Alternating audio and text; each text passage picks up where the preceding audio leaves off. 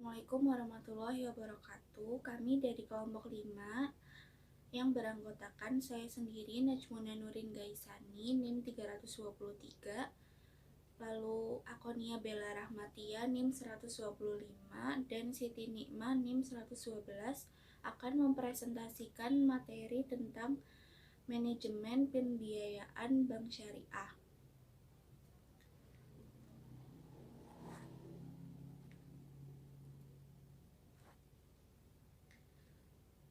Yang pertama, definisi pembiayaan. Pembiayaan adalah penyediaan uang atau tagihan yang dipersamakan dengan itu berdasarkan kepercayaan, persetujuan atau kesepakatan antara bank dengan pihak lain yang mewajibkan pihak yang dibiayai untuk mengembalikan uang atau tagihan tersebut dalam jangka waktu tertentu dengan imbalan atau bagi hasil. Selanjutnya ada syarat-syarat pembiayaan bank syariah. Yang pertama, melengkapi persyaratan administrasi berupa KTP dan kartu keluarga. Yang kedua, konsultasikan tentang pinjaman. Konsultasikan mengenai jenis akad pinjaman yang paling cocok serta jumlah uang yang akan dipinjam. Maka bank akan menyesuaikan besarnya pinjaman yang diberikan dengan kemampuan dari si peminjam. Yang ketiga, memperhatikan syarat pinjaman.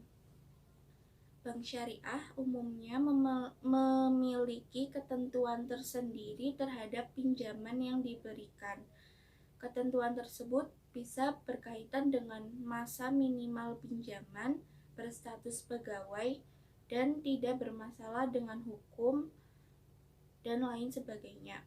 Yang keempat, menandatangani persetujuan pinjaman.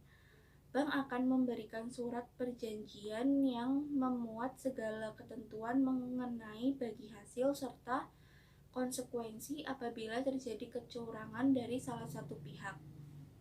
Yang kelima, penerimaan pinjaman. Pada saat sudah diterima oleh peminjam, maka sudah terjadi kewajiban dari peminjam untuk melakukan pengelolaan sebaik-baiknya terhadap uang pinjaman tersebut. Yang terakhir, pengembalian pinjaman.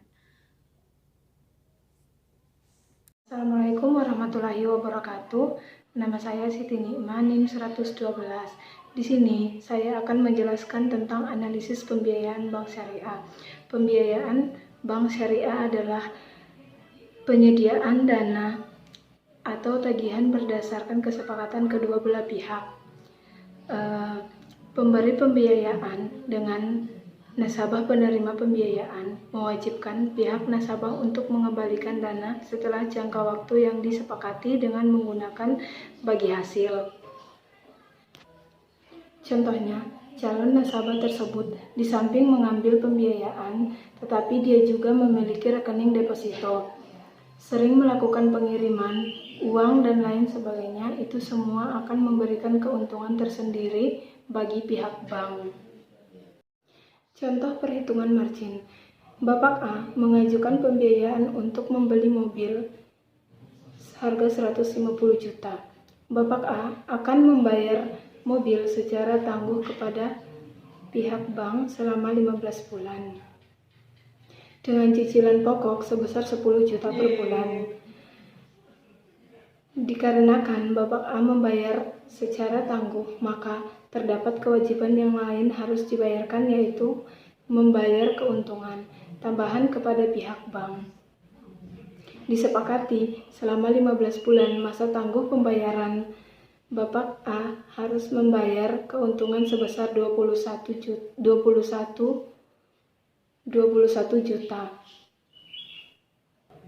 Sehingga dalam 12 bulan Bapak A membayar harga barang total 171 juta. Perubahan harga mobil dari 150 menjadi 171 juta disebut markup price, atau harganya dinaikkan atas dasar pertimbangan banyak aspek yang ditawarkan kepada pihak bank sebagai penjual dan disepakati oleh nasabah sebagai pihak pembeli. Semuanya disepakati pada saat negosiasi. Saya akan menjelaskan tentang pengertian murabahah, yaitu jual beli suatu barang dengan menegaskan harga belinya kepada pembeli dan pembeli harus membayar lebih sebagai laba kepada penjual. Selanjutnya, ada beberapa kebijakan dalam penentuan profit margin. Yang pertama, komposisi pendanaan. Yang kedua, tingkat persaingan. Yang ketiga, risiko pembiayaan. Yang keempat, jenis nasabah. Yang kelima, kondisi perekonomian. Yang keenam, tingkat keuntungan yang diharapkan oleh bank. Assalamualaikum warahmatullahi wabarakatuh. Saya Akonia Bella Rahmatia, NIM 18020010125 dari kelompok 5 akan menjelaskan cara menentukan margin murabahah beserta perhitungannya dan juga cara menentukan besaran atau nisbah bagi hasil di bank syariah beserta cara perhitungannya. Yang pertama ada cara menentukan margin murabahah. Ada 7 macam cara, yaitu 1. Penetapan margin keuntungan. Yang kedua ada referensi margin keuntungan. Yang ketiga ada penetapan harga jual. Yang keempat ada pengakuan angsuran harga jual. Yang kelima ada metode penentuan margin keuntungan pembiayaan. Yang keenam ada kebijakan dalam penentuan profit margin. Dan yang terakhir ada persyaratan untuk perhitungan margin keuntungan. Yang kedua ada cara perhitungan angsuran per bulan menurut margin murabahah dengan rumus angsuran per bulan sama dengan jumlah piutang dikurangi uang muka dibagi jangka waktu angsuran. Misalkan dari data yang telah terlampir di PPT, angsuran per bulan sama dengan jumlah piutang 177 juta dikurangi uang muka sebesar 15 juta dibagi jangka waktu angsuran yaitu 24.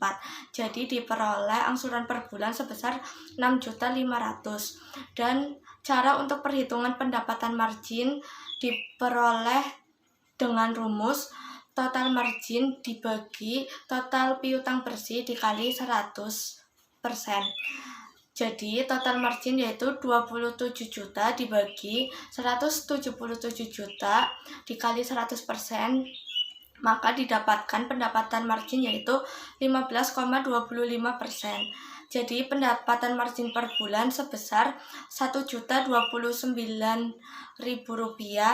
didapat dari 6.500.000 dikali 15,25%. Yang kedua ada cara menentukan besaran atau nisbah bagi hasil di bank syariah. Yang pertama ada penentuan nisbah bagi hasil keuntungan. Yang kedua ada penentuan nisbah bagi hasil pendapatan. Yang ketiga ada penentuan nisbah bagi hasil penjualan. Dan yang keempat ada penentuan angsuran pokok. Untuk cara perhitungan nisbah bagi hasil di bank syariah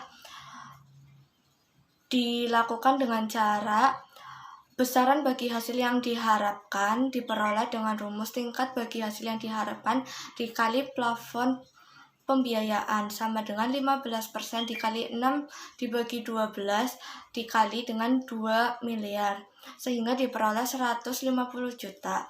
Sedangkan nisbah bagi hasil bank syariah diperoleh dengan rumus bagi hasil yang diharapkan dibagi estimasi keuntungan dikali 100%. Sama dengan 150 juta dikali 1 miliar dikali 100%, maka diperoleh 15%.